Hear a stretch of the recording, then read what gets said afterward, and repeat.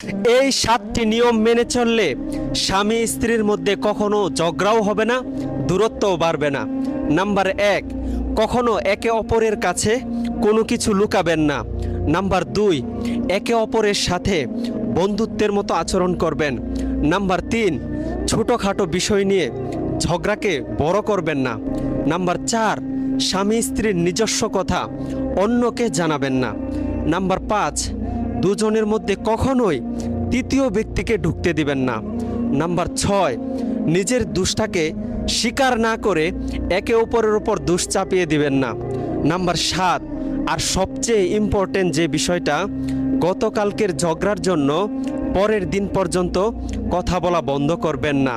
এই ভিডিওটি সর্বোচ্চ শেয়ার করবেন, কেন জানেন? কারণ আজকে আমাদের সমাজের মধ্যে স্বামী স্ত্রীর মধ্যে প্রচুর ঝগড়া হয়। আশা করি এই ভিডিওগুলো সম্পর্কে জানলে অনেকটাই কমে যাবে ইনশাআল্লাহ।